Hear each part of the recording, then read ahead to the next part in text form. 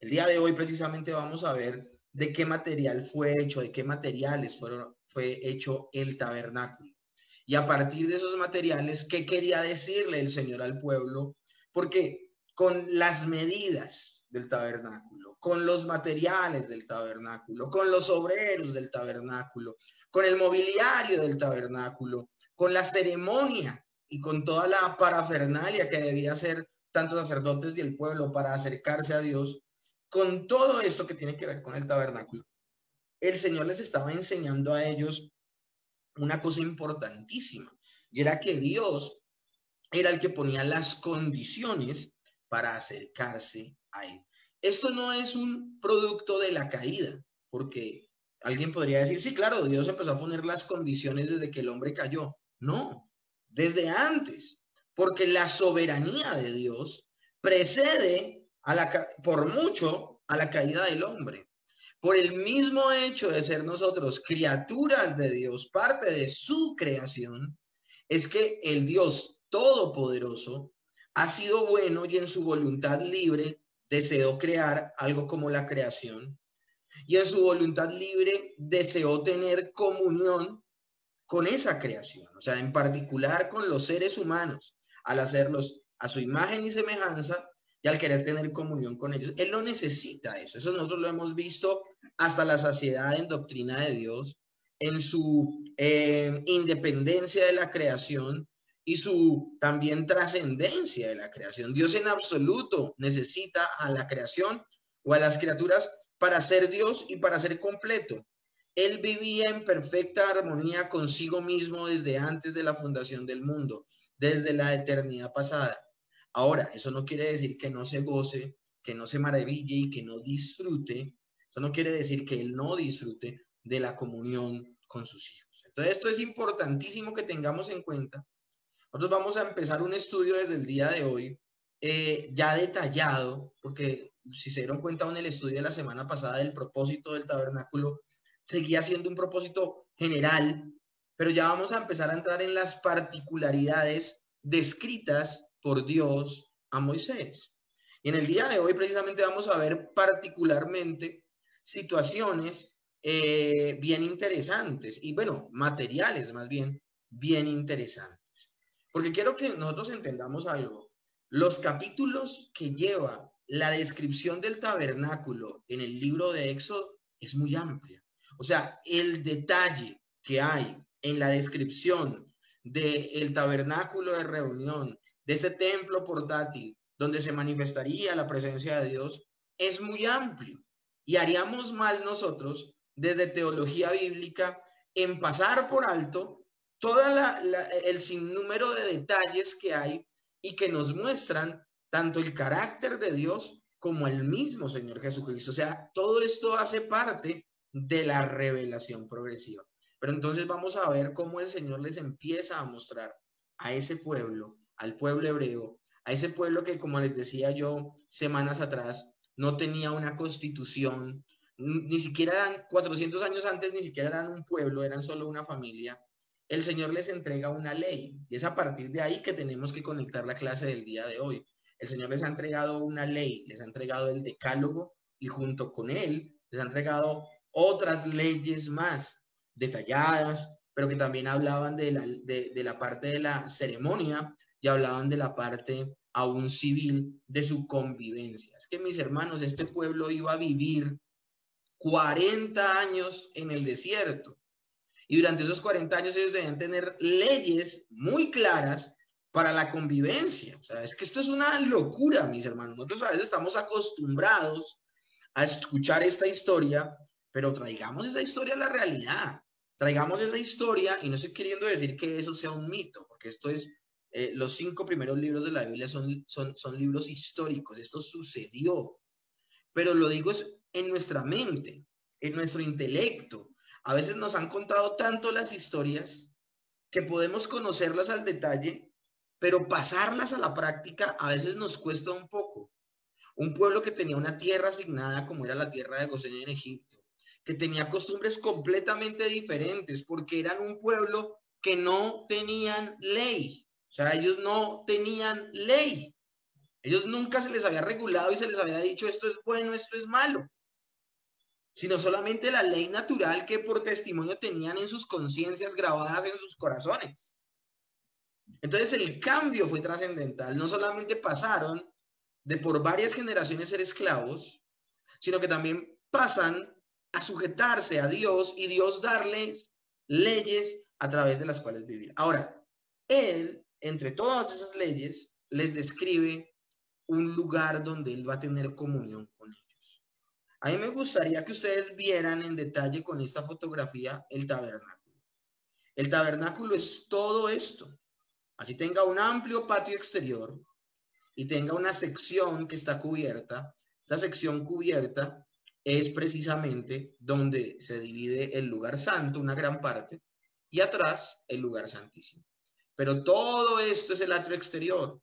Habían elementos que estaban en el atrio exterior, elementos que estaban en el lugar santo y elementos que estaban en el lugar santísimo.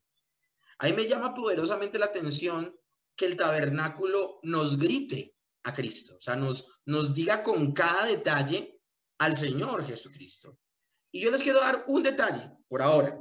Y con eso quiero dejarlos para que queden ahí prendidos durante todas las clases que van a seguir estos días. Me parece interesante una declaración que hace el Señor. El Señor dice, yo soy el camino, la verdad y la vida. Y nadie va al Padre sino por mí. Ahora, eso tiene una profundidad directa con el tabernáculo. Porque los hebreos llamaban a la puerta para entrar al atrio exterior el camino. Llamaban la puerta para entrar al lugar santo la verdad. Y llamaban al velo que dividía el lugar santo del lugar santísimo, lo llamaban la vida. Cuando el Señor hace esa declaración, está diciendo que Él es el único que los puede llevar a la presencia misma de Dios del lugar santísimo. Y dice, nadie vendrá al Padre si no es por mí. Nadie podía entrar en el tabernáculo. Y cuando digo nadie, estoy hablando de o personas que pertenecían al pueblo o sacerdotes. Nadie, todos debían entrar solo a través del derramamiento de sangre de un cordero. Ahora, tengo que dejar claro que de las 12 tribus de Israel, Dios solo escoge a los levitas. Los levitas son los que se van a dedicar al servicio sacerdotal. Todo el pueblo llegaba solo hasta esta puerta. Aquí sacrificaban el cordero y todo este tipo de cosas, maravilloso. Pero los que hacían la labor, escúchenme, los que hacían la labor de ofrecer el cordero, obviamente el que lo sacrificaba era el oferente, pero el que ofrecía el cordero en el altar era el sacerdote, el que lavaba sus pies en el lavatorio era el sacerdote, el que podía entrar al lugar santo era el sacerdote, y solo en el lugar santísimo podía entrar el sumo sacerdote. Cuando a nosotros se nos dice que por Cristo el velo ha sido rasgado y podemos entrar confiadamente al trono de la gracia y hallar oportuno socorro, es que al creyente a través de Cristo se le da un tratamiento que solo tenía el sumo sacerdote durante todo este tiempo del antiguo pacto. ¿Cuál es el antiguo pacto? El antiguo pacto es el pacto de Moisés, que estuvo activo desde que fue establecido hasta el nuevo pacto en nuestro Señor Jesucristo. Todo ese tiempo, el único que podía entrar al lugar santísimo era el sumo sacerdote, no más. De ahí en adelante. Ahora, todo esto era una alegoría a la presencia de Dios. Presencia de Dios que al día de hoy los creyentes tenemos clara y diáfana en nuestras vidas, porque ahora el tabernáculo de Dios somos nosotros los creyentes. Somos nosotros los que nos convertimos en casa de Dios, habitación, y aquí es donde habita Dios en nuestras vidas. Esto es impresionante, esto es maravilloso. Pero todo detalle que vamos a hablar del tabernáculo, mis hermanos, con esta pequeña introducción que estoy haciendo el día de hoy, todo detalle nos grita, nos clama, nos muestra al Señor Jesucristo. El día de hoy vamos a ver de qué materiales fue hecho precisamente el tabernáculo. Los textos de los cuales nos vamos a apoyar son Éxodo capítulo 25 del 1 al 7. También vamos a ver Éxodo 31 del 1 al 6. y Éxodo 35 del 4 al 10 y del versículo 30 del mismo capítulo 35 hasta el 35. El tabernáculo como idea primorosa de Dios es lo que vamos a ver. Una vez más reiteramos el hecho capital de que Dios mismo fue diseñador, arquitecto e ingeniero mecánico en la construcción del tabernáculo y su mobiliario y los utensilios. Eso fue lo que hablamos la semana pasada. Ahora, el Señor le mostró detalladamente ese modelo divino a Moisés y desde la nube de la gloria le mandó que lo hiciera cuidadosamente según el plano que él le había dado. Dios es entronizado y manifestado en Sinaí, pero Israel no ha de quedarse allí para siempre, en ese tabernáculo. Debe apresurarse hacia su avance por la tierra de Canaán. Por eso el tabernáculo se convierte en un templo portátil. Ellos son por excelencia en esta etapa de sus vidas. Hasta llegar a la tierra prometida, ellos van a ser nómadas. Ellos van a tener una vida sedentaria cuando lleguen a Canaán.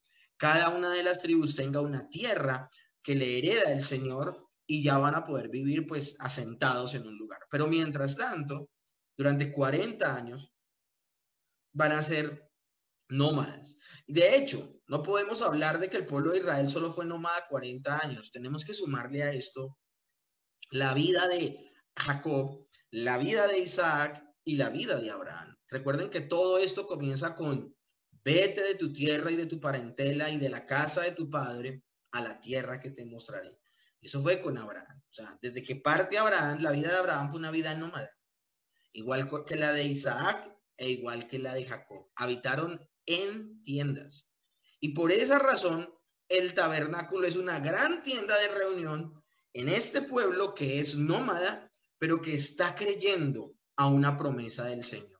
Y es una promesa de que ellos van a descansar. La vida de un pueblo nómada no es una vida fácil. No es una vida fácil. Ahora, quien designaba las jornadas y cuándo se movían y cuándo se quedaban y cuánto tiempo se quedaban, era el mismo Señor, era el mismo Dios que a través de la nube o la columna de fuego era el que indicaba cuándo partir y cuánto detenerse y también cuánto tiempo durar en cada una de esas estaciones. Entonces, debe apresurarse el pueblo de Israel a avanzar hacia Canaán, pero según él le dictamine el Señor en sus jornadas. Dios irá con él y a medida que avanza, Dios morará en medio de su pueblo. Así el Señor ordena a los hijos de Israel entonces que se levante en medio de ellos un palacio real como cámara suya. Y aquí se le llama, en Éxodo 25:8 se le llama santuario. Se le llama santuario. Ahora, esto es interesante, mis hermanos. Acá tenemos que hacer unas pequeñas observaciones, unas pequeñas aclaraciones que van a ser muy importantes. El santuario, en hebreo Mikdash, es un lugar santo, pero en el verso 9 es llamado tabernáculo, o como se podría decir en hebreo, Mishak, y es un lugar de morada o habitación. Entonces, como que podría haber una contradicción en términos entre Mikdash y Mishak. De él se dice en Jeremías 17:12, trono de gloria, excelso desde el principio, es el lugar de nuestro santuario. Entonces, la pregunta es, ¿hay alguna como contrariedad, contradicción entre el término santuario y habitación? Pues, mis hermanos, allí manifestó el Señor su presencia entre los suyos. En señal o prenda de su estancia divina entre una morada terrenal para representar la habitación de Dios con su pueblo. Ahora, a fin de expresar la verdad de que Dios realmente se encuentra entre los suyos y para que mientras tenían dicho santuario en medio de ellos, el pueblo no volviese a preguntar jamás si estaba el Señor con ellos, porque ellos preguntaron eso, ¿Dios está con nosotros o no está con nosotros? Bueno, el Señor va a tener entonces una habitación donde Él va a morar. De hecho, esto también se podría hablar de que es como un lenguaje antropomorfo que usa el Señor para que en términos humanos entendamos que su presencia estaba con el pueblo de Dios y que el mismo pueblo de Dios entendiera que su presencia estaba allí. Todo el pueblo tenía una habitación donde habitar. Bueno, el mismo Dios también tendría un tabernáculo, una tienda donde él también habitaría. Ahora, sí, es una tienda, es una mishak, un lugar de morada, un lugar de habitación. Entonces, como no estamos hablando de cualquier persona, sino que estamos hablando de Dios, pues Dios donde morará es un lugar santo. Y por ser un lugar santo, entonces se le llama santuario, ¿no? Y ahora, con todo lo que les va a enseñar con la ley que le confía a Moisés, a ellos les tiene que quedar muy claro que no de una manera ordinaria, común, cualquiera, ellos se pueden acercar a Dios, porque profanarían su santa presencia. Recordemos a un Moisés la primera vez que se encuentra con el Señor no baja los estándares de santidad y lo que le dice es, quítate el calzado de tus pies, porque el lugar que pisas, tierra santa es. Ahora, ¿por qué es tierra santa? Porque Dios está allí. Porque Dios está allí. ¿En dónde estaba Dios? En la zarza ardiente, que se le apareció a Moisés. Esa es una teofanía, una aparición física de Dios. Entonces, es importante que nosotros tengamos en cuenta los dos términos. Era un lugar donde habitaba Dios, pero por habitar Dios en ese lugar era santo, era un santuario. Ahora, perdón, muchas son las palabras, escúchenme, que se emplean para describir la alegría del pueblo restaurada al dar generosamente sus ofrendas para el tabernáculo y al Señor del tabernáculo. Esto nosotros lo vamos a poder leer en Éxodo 35. Yo lo nombraba precisamente el domingo a la hora de orar por la ofrenda en el servicio dominical en el Día del Señor. Hablé de este texto, porque podemos decir casualmente, sabemos que en el Señor no hay casualidades, pero casualmente el día anterior le había leído a mi hija precisamente ese texto en el devocional que ella está teniendo. Y vamos en Éxodo capítulo 35. Bueno, en ese momento íbamos allí. Y lo interesante es que el Señor involucra a todo el pueblo, porque de dónde el Señor podía, miren, yo quiero, no sé si ustedes han pensado alguna vez en esto, pero Dios creó todo lo que vemos de la nada. Si ustedes recuerdan sus clases de doctrina de Dios cuando hablamos de creación, los que no han visto acá me estoy adelantando y les estoy dando un spoiler, pero los que ya estuvieron en teología sistemática conmigo y vimos la clase de creación, vimos que la creación es una creación ex nihilo. Y eso de creación ex nihilo es que Dios creó todo a partir de la nada. Eso es algo muy profundo. Nosotros lo vemos, por ejemplo, en un milagro creativo maravilloso, como es la misma creación donde el Señor dice, sea la luz. No hay nada. Y Él dice, sea la luz. Y fue la luz. Y empieza a crear las montañas, empieza a crear todo, no de un material preexistente. ¿Y por qué les estoy hablando de esto? Porque el Señor podría, si necesita, construir un tabernáculo, Él lo pudo haber hecho. No sé si ustedes han pensado en eso. El Señor pudo haber construido el tabernáculo. De hecho, si Él tenía planes de hacerlo de ciertos materiales, como vamos a ver hoy, como es los metales que va a usar, la madera que va a usar, todo esto que vamos a ver, las telas que va a usar, Él lo pudo haber hecho. Ahora, no solamente eso, ya que Él determina que sea de esos metales, de esa madera y de esas telas, ¿quién iba a procesar ese material? ¿Quién iba a trabajar la madera? ¿Quién iba a trabajar el metal? ¿Quiénes iban a coser la tela? Pues se van a dar cuenta, todas las telas, todos los velos van a tener cierto recamado, van a tener ciertos dibujos dentro de esos lienzos maravillosos de tela. El Señor no había podido crear nuevamente todo esto de la nada. Y eso lo menciono, mis hermanos, para que nos demos cuenta de lo que dice, por ejemplo, el Señor cuando le cuestiona más adelante a Israel en los profetas mayores. ¿Ustedes creen que yo necesito de sus sacrificios y de sus ofrendas? Y Él les dice, si yo tuviese hambre, les diría a usted, si yo tuviese sed, les diría a ustedes, porque estaba hablando de un atributo importantísimo, que es la trascendencia de Dios y la independencia de Dios. Dios no nos necesita. Ahora, en su gracia y misericordia, Él cuenta con nosotros. Él cuenta con nosotros. Y es a través de su pueblo que va a recoger para los materiales. Es el pueblo el que va a venir y va a dar. Ahora, ¿quién le da generosidad al corazón del pueblo? Es Dios. Es Dios el que obra. Entonces, Él desea voluntad de corazón y dadivosa actitud precisamente de que lleven a dar con liberalidad. Eso es lo que produce el Señor en el corazón de las personas, a que las personas empiecen a dar voluntariamente. Ahora, la palabra que se habla en Éxodo 36:12 de que movió, también se puede traducir como impulsó y significa levantar corazones. Y también se puede hablar de sabiduría al hacer lo que van a hacer. En hebreo se usa el término terumá, elevación, de la raíz rum, que es alzar, alusivo al rito con que una parte de determinadas ofrendas era separada de los bienes propios y se levantaban delante de Dios.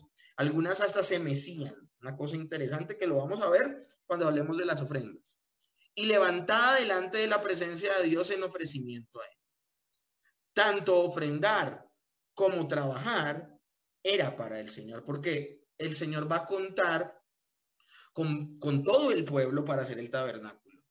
Porque a la mayoría, la manera en que se van a involucrar en la hechura del tabernáculo, en la construcción del tabernáculo, la manera en que ellos se van a involucrar en la labor de la obra es dando.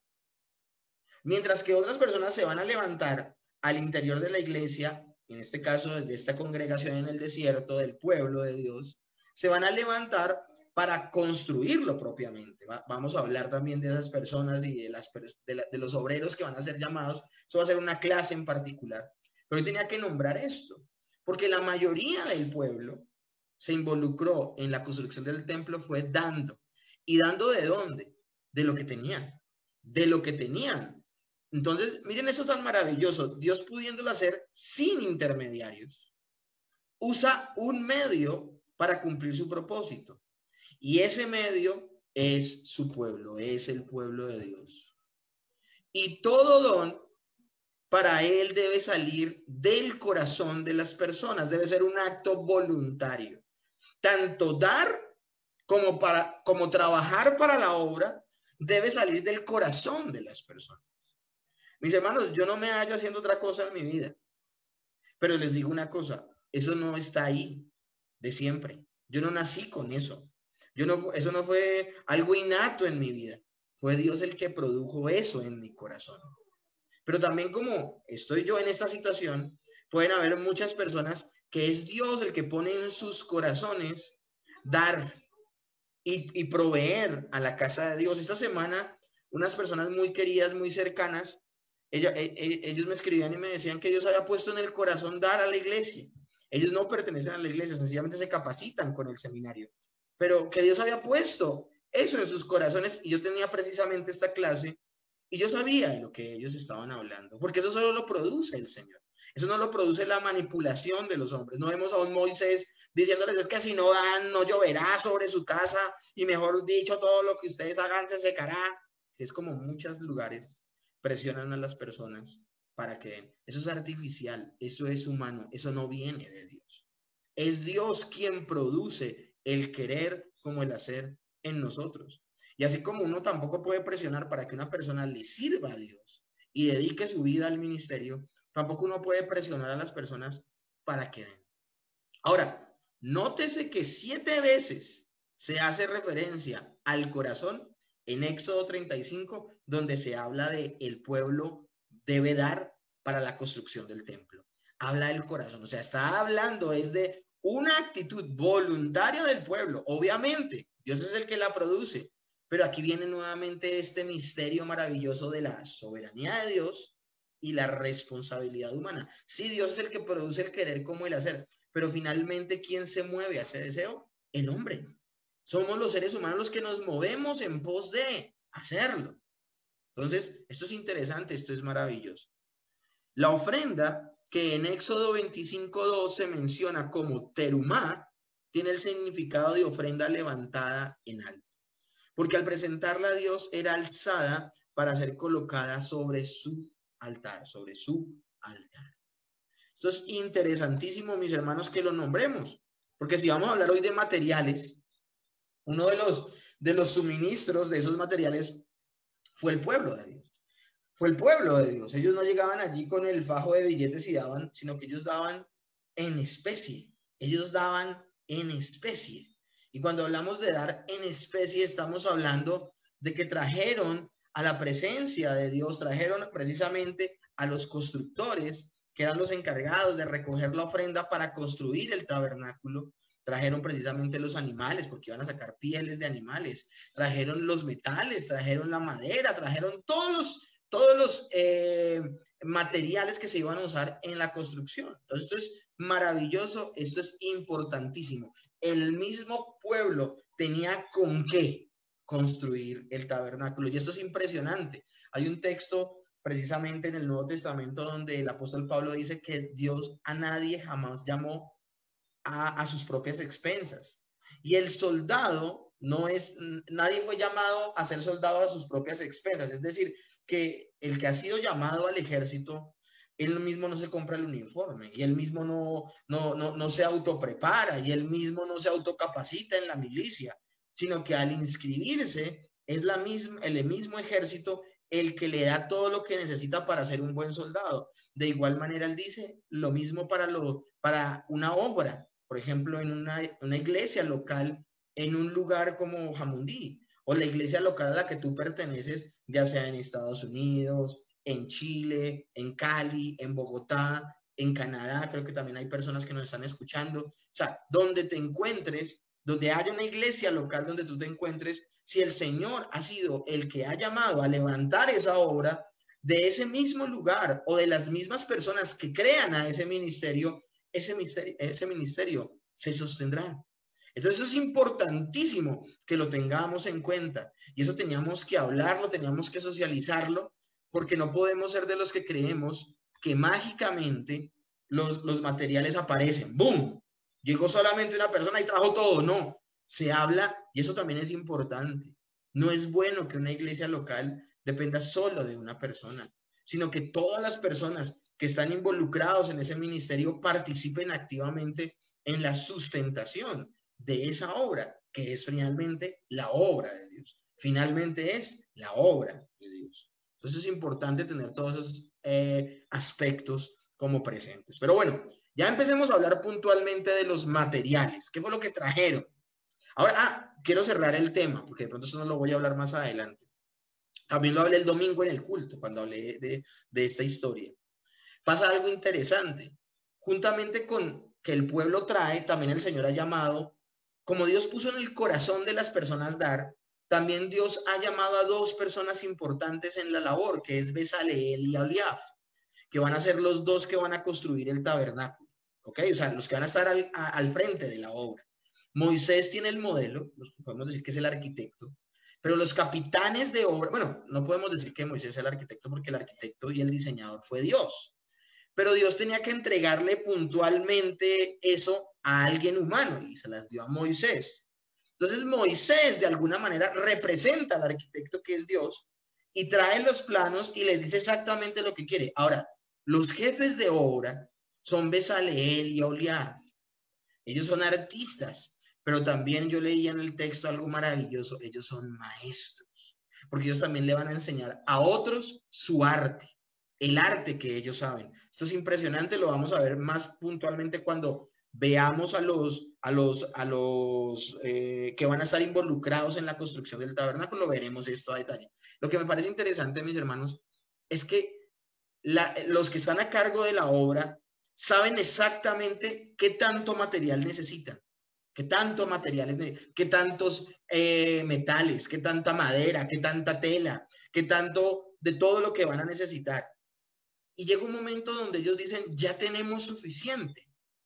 Y van donde Moisés y le dicen: Moisés, ya es suficiente, pero seguimos recibiendo el dinero, y el tiempo que nos debemos ahora invertir en construir y hacer una realidad del tabernáculo, lo estamos desperdiciando en seguir recibiendo un suministro que ya no necesitamos.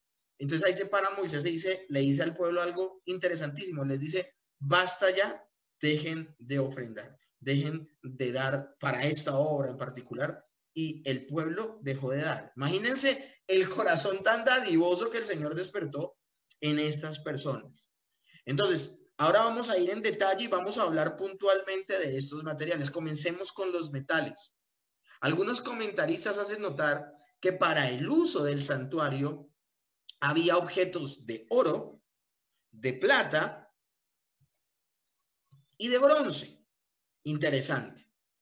El hierro, mis hermanos, el Señor, Dios, no lo consideró ni va a tomar nada de hierro para hacer nada al interior del tabernáculo. ¿Saben por qué?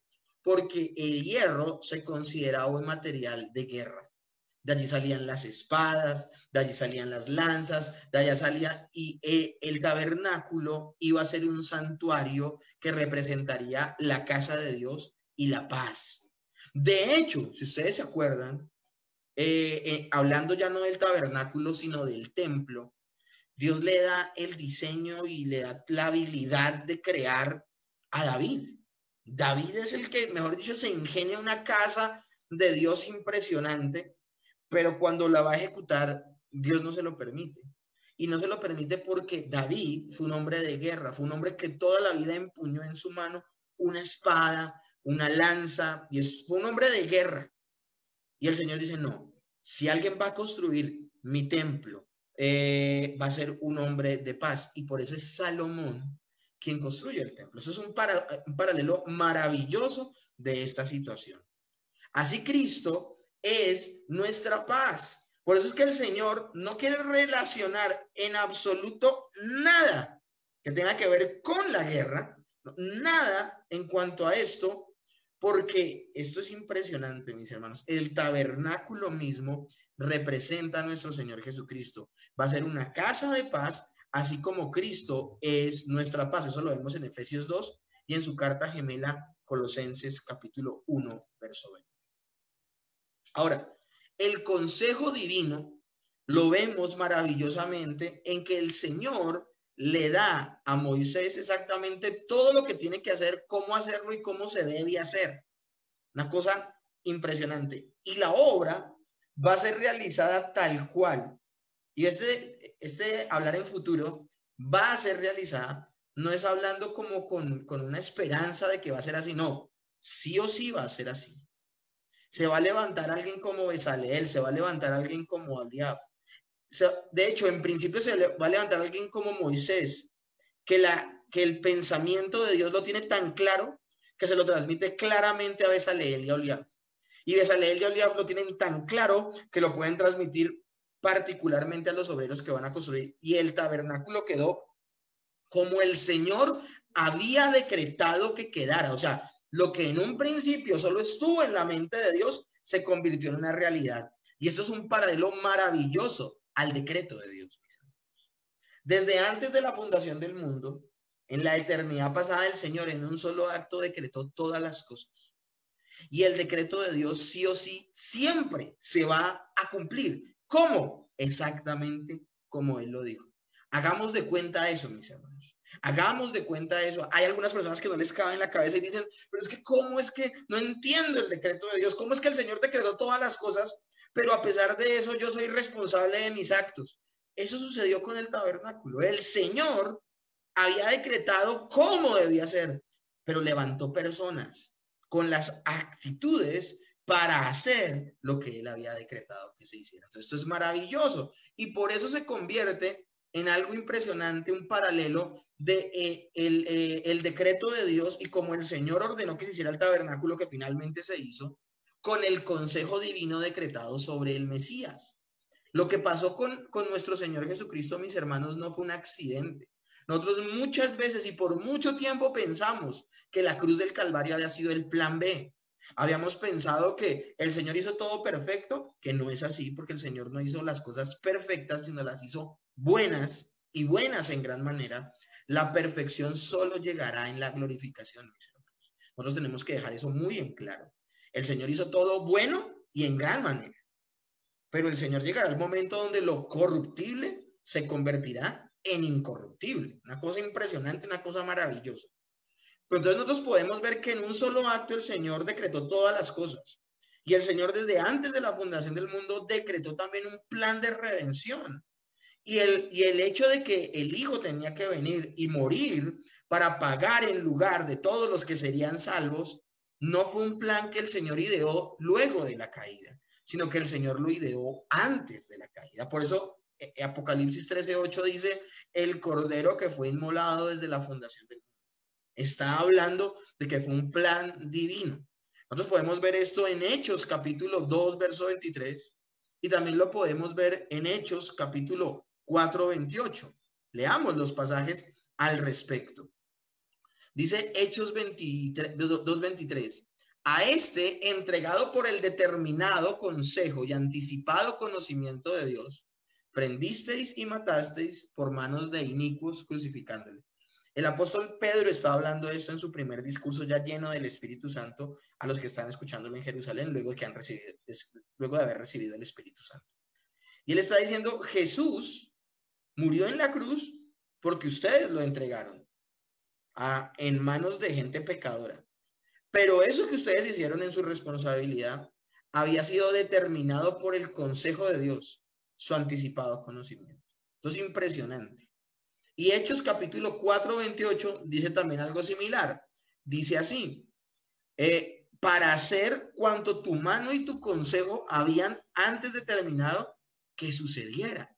Entonces, cada circunstancia incorporada al decreto divino se va a realizar puntualmente como el Señor dice.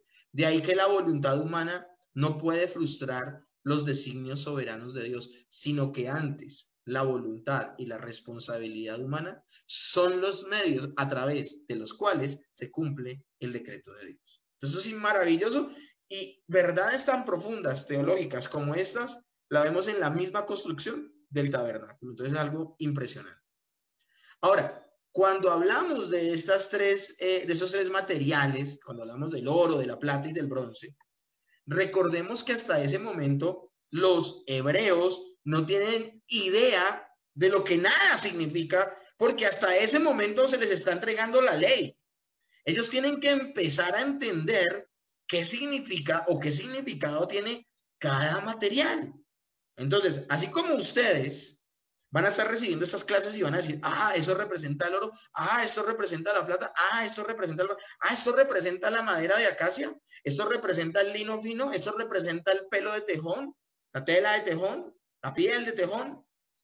Ellos también se están enterando de que cada uno de estos materiales tiene una representación.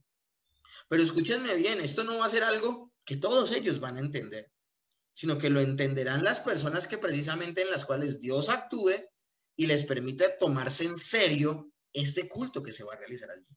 Porque les voy a decir con tristeza, mis hermanos, que aunque se levantó mucho pueblo en Egipto de los hebreos y salieron ellos siendo casi 1 millón de personas, dice el apóstol Pablo en 1 Corintios 10 que de los muchos no se agradó el Señor, de los muchos no se agradó Jehová. ¿Por qué razón? Porque muchos empezaban a hacer de manera repetitiva una acción en el tabernáculo, pero no la hacían de corazón. No la hacían porque pensaban que a través de ese llevar un cordero estaban siendo mediados por un inocente para que ellos que eran culpables no se perdieran, sino que pensaban que por hacer esa obra era que se salvaban. Le empezaban a dar una lectura incorrecta. No entendieron la importancia de que uno inocente mediara por ellos, sino entendieron que por hacer obedientemente lo que Dios les había mandado era que se salvaban. Imagínense. Entonces, espero que entendamos que el pueblo estaba aprendiendo, pero de la mano de que estaba aprendiendo también tenía que operar Dios en el corazón de ellos para que entendieran correctamente. Algunos entendieron mal, y no porque el Señor no se los explicara claramente, sino porque esa es la accionar de la dureza del corazón de una persona caída. Cuando hablamos del oro, que en hebreo es chav o saaf más bien, oro lustroso y resplandeciente, como implica la palabra y que puede significar propiamente oro labrado, el oro representa la deidad de Cristo, es decir, su gloria divina en su manifestación. Jesús, el Mesías, tenía que ser hombre, pero también tenía que ser ¿qué? Dios. En esta particular, el oro representa su divinidad. Cuando hablamos de plata, en hebreo kesef, de la raíz kashab, pálida, descolorida o blanco, así llamada por causa de su muy bien conocido color, el de la plata, nos habla de la redención. La plata nos habla de redención. Yo todavía recuerdo mucho el libro de Los Miserables de Víctor Hugo. Y en ese libro se habla de un hombre que sale de la cárcel después de haber estado mucho tiempo allí y se ha convertido en un criminal. Y Jean Valjean se llama el hombre. Y él llega a un lugar donde un obispo de un pueblo y le roban sus piezas de plata muy costosas que tienen el sello de la casa del obispo. Y si él vuelve a delinquir en una sola cosa luego de haber sido libre, lo vuelven a mandar de por vida a la cárcel. Y preciso lo encuentran los alguaciles y lo llevan a la casa del obispo. Y el obispo lo ha tratado muy bien. El obispo cree que Jean Valjean puede cambiar y puede ser un hombre nuevo. Y lo llevan allá y ellos sospechando obviamente que se ha robado esa plata Jean Valjean. Y le dicen, mire obispo, este hombre se ha robado esto, abusando de su confianza. Él nos dice que usted lo invitó a comer, nos dice que usted le regaló, pero sabemos que se nota que usted no se lo regaló, esto es muy importante en su casa. Venimos acá, que usted haga la denuncia. Él sabe que Jean Valjean lo ha robado. De hecho, el libro detalladamente dice cómo Jean Valjean toda la noche en su mente piensa cómo matar al obispo. Bueno, finalmente no lo mata, no puede, lo ha tratado tan bien que no lo mata. Lo interesante del asunto es que el obispo, sabiendo que este hombre es culpable, le dice, no, déjenlo libre, yo se lo regalé.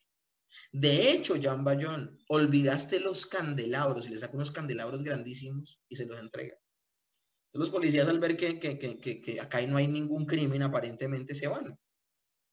Y cuando se van, el obispo le dice a Jean Valjean, les dice, con esta plata redimo tu alma, haciendo una directa, Víctor Hugo, haciendo una directa alusión a lo que significaba la plata en la Biblia. Y le dice, Dios te ha hecho un hombre nuevo. Esa obra es impresionante. Ojalá ustedes puedan verse la película mínimamente o leerse el libro, una cosa impresionante. Y le dice, sé un hombre diferente. Y a partir de allí es el relato de cómo Jean Valjean cambió su corazón. Muestra una vida de completo arrepentimiento y de vida consagrada a Dios. Ahora, el libro es muy duro, habla de una Francia que está llevada por la revolución, cómo la gente literalmente se muere de hambre, pero es otro tema. Pero el punto aquí, mis hermanos, es que yo no quería que a ustedes se les olvidara nunca, con esta historia, que la plata en la Biblia representa la redención. Miren esto, escuchen este detalle. Todo el tabernáculo descansaba sobre plata, el camino de acceso a Dios. Fue así como la plata recibió su significado simbólico de redención, porque las basas, que son los palos que van a sostener el tabernáculo, fueron hechos con el dinero de rescate entregado por los israelitas, y en virtud de la obra redentora de Cristo, Él es nuestro medio de acceso a Dios. Esto es impresionante. Cuando empecemos a hablar en detalle cómo se construyó el tabernáculo, se van a dar cuenta en qué lugar iba puesta la plata. Y el bronce finalmente representa el juicio. El juicio.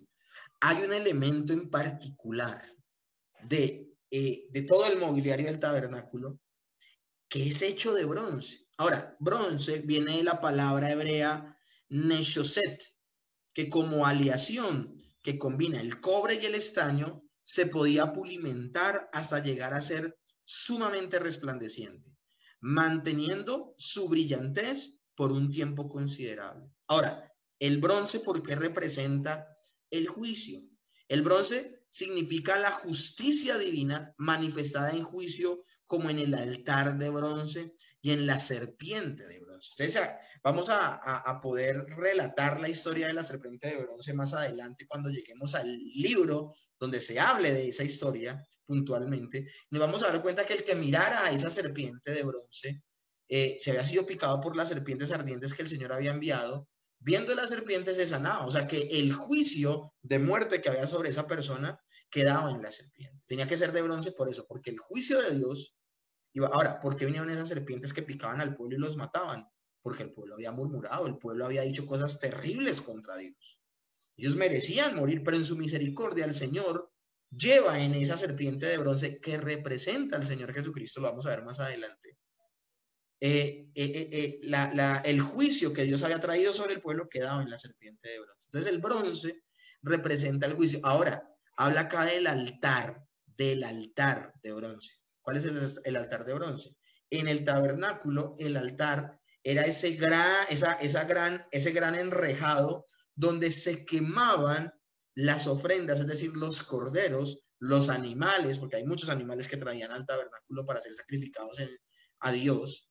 El altar donde se quemaban los animales, porque el sacrificio de cortarles el cuello era hecho al lado, pero su sangre era salpicada en el altar y luego era quemado ese animal o parte de ese animal. Ese altar era de bronce. Entonces miren que el bronce representa el juicio de Dios, y es que la redención no solamente revela la misericordia de Dios, sino que también vindica su justicia en el acto de mostrar dicha misericordia. Mis hermanos, la cruz del Calvario tiene dos caras. A veces nos hemos interesado solo en la cara de amor, Jesús murió por mí, pero el mismo hecho de que Jesús muriera por el creyente significa que alguien tenía que morir, alguien tenía que llevar el juicio, y finalmente el que lo hizo fue el inocente. Sí, la gracia y la misericordia alcanza al culpable, pero solo por los méritos del sacrificio del inocente. Palabras más, palabras menos, sobre alguien tenía que caer el juicio. Sobre alguien tenía que caer el juicio. Y el juicio que merecía cada creyente cayó sobre nuestro Señor Jesucristo. Entonces aquí estamos viendo el símbolo de cada uno de los materiales del tabernáculo. Ahora, también es importante saber, mis hermanos, el Mesías divino en su tabernáculo humano. Aquí vamos a comparar el tabernáculo con este aspecto de nuestro Señor Jesucristo, que lo vemos en Mateo 1:23 y en Juan 1:14, el llamado Emmanuel, Dios con nosotros. Entonces, interesante que Dios haya habitado en medio de nosotros en la persona de nuestro Señor Jesucristo, que el Verbo se haya hecho carne. Es un símil, es una comparación. El hecho de que se construya un tabernáculo en medio del pueblo que habita en el desierto, tenemos que recordar algo. Israel es el pueblo de Dios, así como la iglesia es el pueblo de Dios. Segundo, ellos están caminando por el desierto y hemos hablado que el desierto representa el peregrinaje del pueblo de Dios en esta tierra de manera temporal y pasajera. Pero el tabernáculo, habitando en medio del pueblo de Dios, en este peregrinaje temporal, es nuestro Señor Jesucristo. Miren eso tan maravilloso. Y esto lo podemos ver de esta manera. Hay 4 colores mencionados en Éxodo capítulo 25 y fueron usados para hacer las cortinas, el velo, las vestiduras sacerdotales y la puerta del atrio exterior. ¿Cuáles eran esos colores? El jacinto, el púrpura, el carmesí y el lino. Ahora, el jacinto es un color celeste que representa a Cristo, que es celestial en su naturaleza y origen, pues siendo él el unigénito Hijo que está en el seno del Padre, él ha venido del cielo. El púrpura, que viene del hebreo armahán, hilo de color rojo oscuro, designado así el púrpura por los hebreos, cuya sustancia se extraía de las conquillas de una especie de molusco perteneciente a las familias de los murex, o los munera, como los conocemos nosotros, muy abundantes en el Mediterráneo y de los cuales se suponía que procedía la púrpura tintinante que era con la que se manchaban las telas, porque esos colores no salían de los químicos como ahora, sino de una fuente natural. Ese color púrpura es un color de realeza. Cristo viene de la línea de la dinastía real de David, como el Señor le había prometido en el pacto davídico a David: un hijo tuyo será rey, y será rey no mientras viva, como nunca morirá, será por siempre rey. Así Cristo fue ofrecido como rey, y aunque habiendo sido desechado como tal, Él es el Rey de Reyes y Señor de Señores. Entonces tenemos un color como el jacinto, un color celeste, que nos habla de la parte divina del Señor, del Cristo, del Mesías, sino que también tenemos el púrpura, que habla de su realeza, él es rey.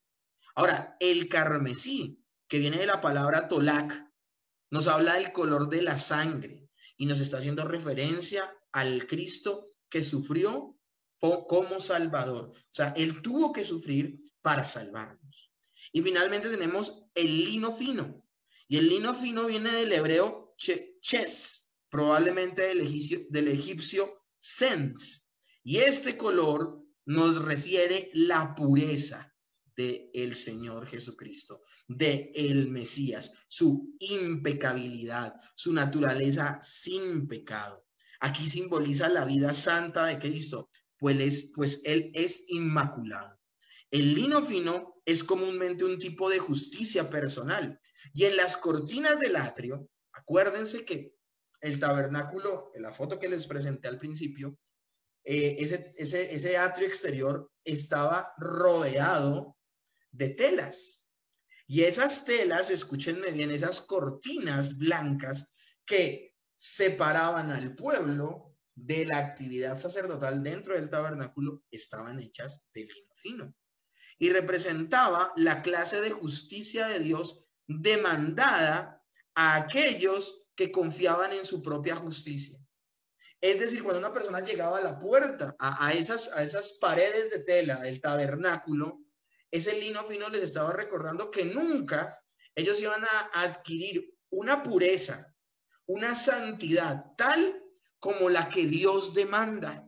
Y por eso necesitaban que un inocente muriera por ellos para poder ser limpios de esa pecaminosidad. Eso es lo que representa el lino fino, la pureza, la naturaleza impoluta, impecable del Señor Jesucristo, que le es imputada al creyente cuando ha determinado y ha entendido que necesita un sustituto como Cristo para ser salvo. La única manera de llegar al estándar de justicia que demanda Dios, porque él está pidiendo una justicia perfecta, es entendiendo que nosotros no la podemos alcanzar y que solo la podemos tener es en la persona de nuestro Señor Jesucristo. Solo en la persona de nuestro Señor Jesucristo. Ahora, mis hermanos, estos 4 colores tan impresionantes, mis hermanos, que hemos hablado y que hemos descrito hoy, son mencionados, como les digo, en Éxodo 25:4, fueron usados para las cortinas, el velo, las vestiduras sacerdotales y la puerta del atrio. Vuelvo y les repito, como lo dice en Éxodo 25, azul, púrpura, carmesí, lino fino y pelo de cabras. También se habla, que eso en su momento ya lo vamos a hablar. Lo interesante es que habla de azul, púrpura, carmesí y lino fino. Habla de 4 colores. Así como nosotros vemos cuando estos 4 colores están hablando de nuestro Señor Jesucristo. Bueno, estos 4 colores hacen un paralelo importantísimo con los 4 evangelios, que fueron las 4 revelaciones sobre quién es el Hijo de Dios. Ahora, esto es impresionante, mis hermanos, poderlo mencionar. Cristo viene del cielo, es Dios. Cristo viene de la casa de David, es rey. Cristo vino a morir, siervo sufriente. Y Cristo vive una vida impecable como varón perfecto. Y mis hermanos, se cree que cada uno de los énfasis de los evangelios tiene que ver con cada uno de estos perfiles de nuestro Señor Jesucristo. Ahora, por otro lado, el sacrificio del Mesías, lo vamos a ver.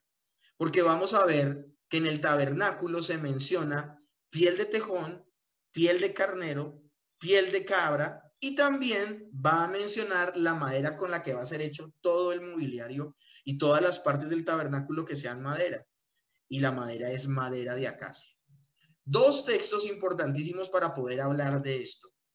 Primera de Corintios 5:7 dice, limpiaos pues de la vieja levadura para que seáis nueva masa, sin levadura como sois, porque nuestra Pascua, que es Cristo, ya fue sacrificada por nosotros.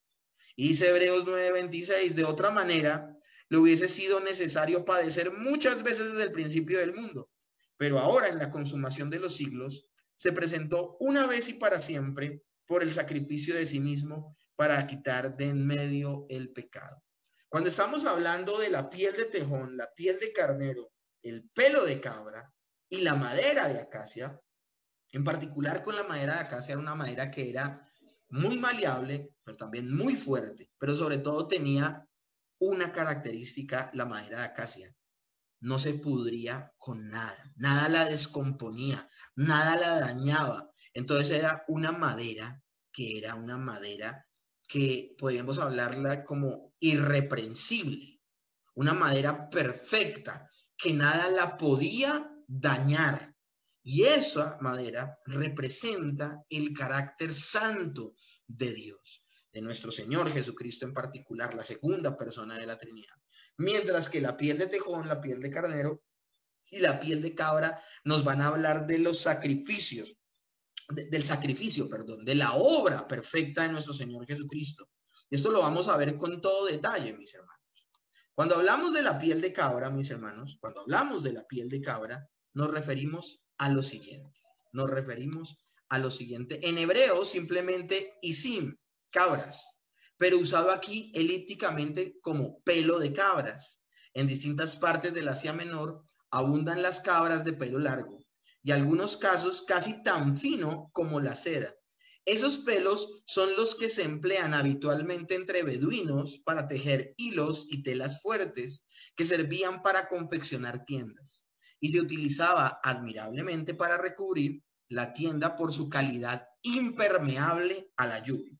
Aquí les estoy haciendo una descripción porque esto puede ser muy conocido para la gente de la época. Nosotros quedamos sanos y no entendemos. Entonces tenemos que contextualizar. Ahora, ya hemos entendido que con el pelo de cabra hacían telas muy fuertes, pero aún telas que tenían un carácter impermeable. Era la capa que iba más arriba. Impresionante. ¿Pero qué se refiere esto? Nos habla de la expiación. Nos habla de la expiación. Ahora, las pieles de carnero teñidas de rojo, literalmente pieles de carneros enrojecidos.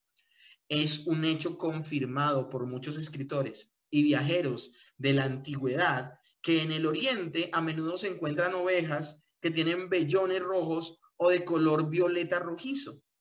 La sangre derramada para la expiación de los pecados se ve identificada en este punto y en este material. El perdón de Dios solo es posible mediante el sacrificio de Cristo. La sangre de Cristo vertida en el Calvario constituye el principio vital que hace válida la expiación. Escúchenme bien. El perdón de Dios solo es posible mediante el sacrificio de Cristo. Es decir, la sangre de Cristo vertida en el Calvario constituye el principio vital que hace válida la expiación. Entonces, impresionante. Entonces, tenemos pelos de cabra que representan la expiación, pero las pieles de carne teñidas de rojo, como, escúchenme bien, el perdón de Dios que viene producto del derramamiento de la sangre de nuestro Señor Jesucristo. Ahora, pieles de tejones. En hebreo, techasim, cuyo término original es tasá, que sugieren que este término podría referirse a una especie hoy desconocida de tejones, cuyas pieles parecen ser totalmente adecuadas para el propósito con que fueron usadas, y que, aunque no eran oriundos del oriente, eran considerados animales impuros, sin atractivo, despreciados y desechados, así como es descrito nuestro Señor Jesucristo en Isaías 53, del 2 al 3. Dice, nadie verá en él belleza alguna. Eso es lo que está representando la piel de tejón, que el Señor Jesús en su papel redentor no iba a ser atractivo a nadie. Escúchenme bien, esto es impresionante. Algunos dicen, va a quedar tan golpeado, va a quedar tan mal. Bueno, pues algunos pueden dar esa expresión de pronto superficial. Pero estamos hablando de que si una persona, Dios no obra en su corazón, esa persona no va a sentir ninguna atracción por el Señor Jesucristo. De hecho, huirá de él. Eso es. O sea, cuando tú predicas la cruz de manera fiel, lo primero que hacen las personas es escandalizarse. Y es no creer lo que significa el evangelio. Porque se necesita la intervención divina para que una persona pueda creer que de un acto tan terrible como la cruz puede salir algo tan maravilloso como la salvación. Y madera de acacia o madera shitim o shitán Se sabe que esta clase de arbusto, una especie de acacia de la familia, bueno, de las misosáceas, aún hoy crece en la península del Sinaí, abundaba en Egipto y en Palestina, y también en los desiertos de Arabia, el mismo lugar donde estuvo Moisés cuando edificó el tabernáculo, por tratarse de una manera muy apreciada por su ligereza, dureza, resistencia y durabilidad, siendo virtualmente incorruptible. Servía muy apropiadamente para la construcción del santuario y su mobiliario. La humanidad perfecta del Salvador, representada por esta madera por excelencia, quien como dicha madera sería cortado, pero permanecería incorruptible. Aún la labor de talar el árbol y de trabajarlo para que quedaran perfectas vigas o perfectas formas, ese trabajo representa a los dolores de nuestro Señor Jesucristo, al sacrificio que Él tendría que vivir. Ahora, la misma madera, por su composición y sus características, representa al incorruptible Señor Jesucristo. Esto es impresionante, mis hermanos, poder meditar en todos estos aspectos. Ya estamos finalizando. El aceite para el alumbrado. El aceite para el alumbrado es importante también en mencionarlo hoy. Y las especias para el aceite de la unción, el incienso aromático. Escúchenme bien. El aceite iba a ser usado, y este aceite que es un aceite impresionante, importante, y de un material, de un material en particular. No podía ser cualquier clase de aceite, tenía que ser un aceite vegetal. Era un aceite que se usaba, uno, para iluminar el tabernáculo, en el candelabro, en el gran candelabro que había dentro del lugar santo. Esa fuente de luz llamada el candelabro era alimentada de aceite. También vamos a ver cómo el aceite era con el que se ungía a los sacerdotes, pero también el aceite hacía parte vital del incienso aromático. Entonces el aceite se convierte en algo impresionante y muy importante al interior del tabernáculo. Y es por esa razón que debemos tener en cuenta algo. Hay una relación íntima entre el Espíritu Santo, el Padre y el Hijo. Pero nosotros debemos entender que nuestro Señor dice que el Espíritu Santo es un ser a quien el Padre enviará en el nombre del Hijo, y que el Espíritu procede del Padre y que había de ser enviado por el Hijo. Cuando hablo de esta manera del Espíritu Santo, lo hago por la siguiente razón, mis hermanos. El Espíritu Santo muchas veces es comparado con el aceite de la unción. Es importante que lo tengamos en cuenta. Las siguientes palabras, escúchenme bien, son importantes y son de un antiguo credo. En esta Trinidad, ninguna de las personas fue antes o después que otra, y ninguna es inferior o superior a la otra. Tal como es el Padre, así es el Hijo, y así el Espíritu Santo. Esto cae como anillo al dedo para los que estuvieron en la clase de ayer en Trinidad, ¿cierto? En todo lo que concierne a la salvación, las tres personas de la Trinidad entonces cooperan igualmente. El Dios Trino es quien dijo, hagamos, y el Dios Trino es quien dice, salvemos. Esto aparece en las Escrituras y es impresionante. Hagamos, pero también dice, salvemos. El aceite para el alumbrado, la iluminación del Espíritu representa. Cristo es el revelador de Dios. Ahora, las especias para el aceite de la unción habla de estar sellados por el Espíritu. Cristo es el ungido de Dios. Pero también, mis hermanos, podemos ver que el incienso aromático habla de la adoración. Habla de la adoración. Cristo es adorado como Dios. Vuelvo y le repito, el aceite para el alumbrado, que era lo que iluminaba el tabernáculo, habla de la iluminación del Espíritu. Cristo es el revelador de Dios. Jesús vino a revelarnos al Padre. Las especias para el aceite de la unción nos habla de ser sellados por el Espíritu. Cristo es el ungido de Dios.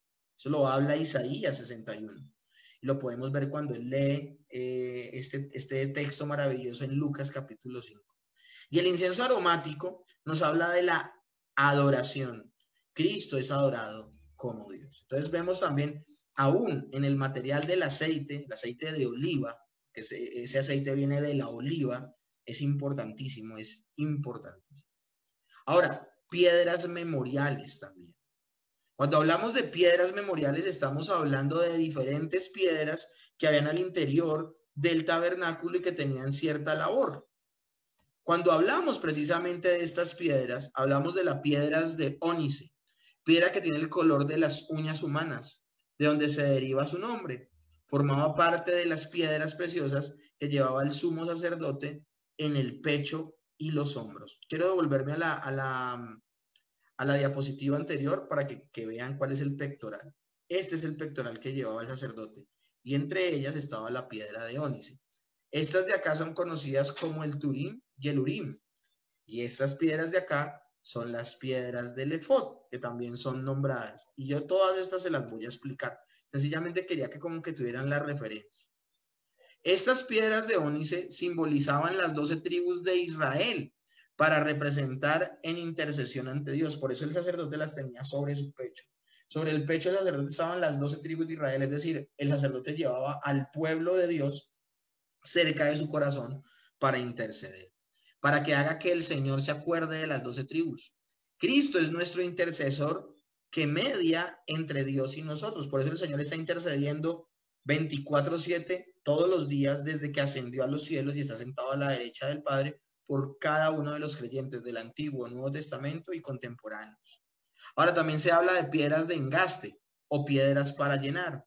Piedras labradas de tal modo que podían, incrustarse en el oro del pectoral y en las que fueron grabadas los nombres de los hijos de Israel. Esas piedras representaban también al pueblo de Dios, a Israel. Así que llevaban continuamente el pueblo delante de la presencia de Dios, el sumo sacerdote, cuando llevaba su presencia. Igual, el Urim y el Turim son dos piedras. El pectoral contenía al Urim y al Tumim, instrumento revelatorio que servía para consultar al Señor y por eso se llamaba pectoral del juicio, es decir, en referencia al procedimiento que igualmente servía para juzgar por medio de oráculos a los hijos de Israel. De pronto ustedes no entienden todo esto, pero se los voy a explicar de manera más vernácula, más común, más al lenguaje que usamos nosotros. El Turim y el Urim eran piedras que se usaban para tomar decisiones. Los israelitas no creían en la suerte, no creían en que uno lanzaba los dados y el número que salía sencillamente era producto de la casualidad y de la suerte, no. Por eso el texto en el proverbio dice, la suerte se echaba en el regazo, pero la decisión es de Jehová. Ellos creían tanto en la soberanía de Dios, y así ojalá lo creamos nosotros como creyentes, creían tanto en la soberanía de Dios que aún creían que el Señor tenía control de la física y permitía que saliera lo que tenía que salir.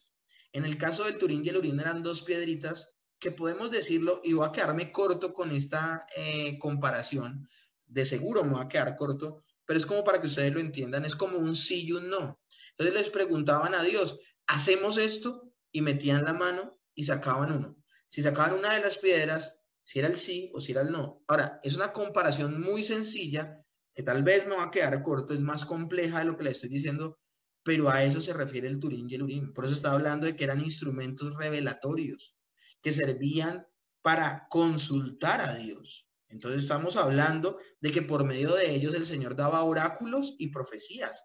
Dice la Biblia que David le dice, Señor, los de Keila me van a entregar.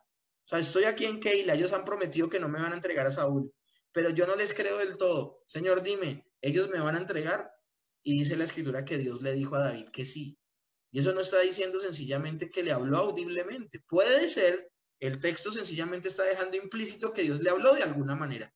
Una de las maneras en las que pudo haberle hablado a Dios fue esa, el Turim y el Urim. Ahora, estas dos piedras, ¿a quién representan? También a Cristo, porque Cristo es nuestro representante, quien sostiene constantemente a todo el pueblo ante Dios. Y así somos llevados sobre los hombros de su fortaleza y sobre su corazón en amor.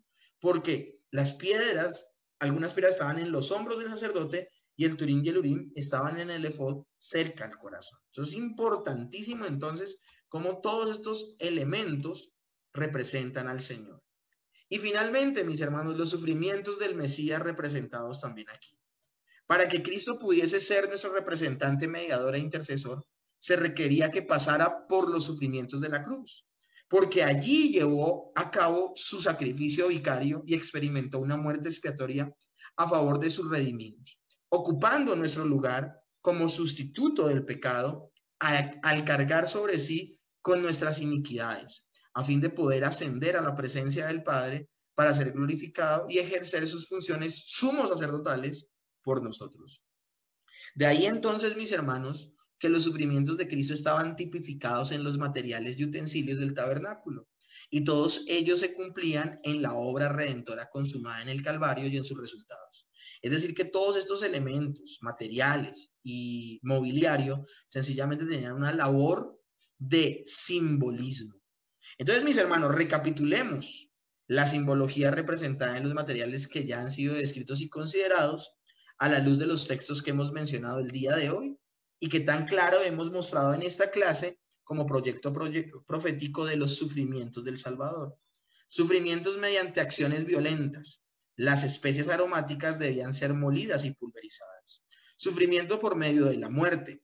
Las pieles o cueros venían de matar a los animales que iban a proporcionarlas.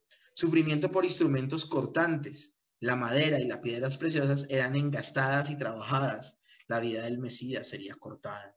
Sufrimiento por el fuego purificador. El oro, la plata y el bronce debían ser fundidos, pasar por el fuego y refinados, y que todo el trabajo implicara sufrimiento porque requirió realizar un esfuerzo que en ocasiones supone llevar a cabo una labor que se desempeña bajo condiciones adversas como es vivir en el desierto. Esto lo que nos expresa es la idea de la labor agobiante, el trabajo fatigoso y que causa el sufrimiento. Así Dios demanda de nuestra consagración a Él una labor que cueste sacrificio. Que presentéis vuestros cuerpos en sacrificio vivo, santo y agradable a Dios, que es nuestro culto racional, como lo dice Romanos capítulo 12, ¿verdad?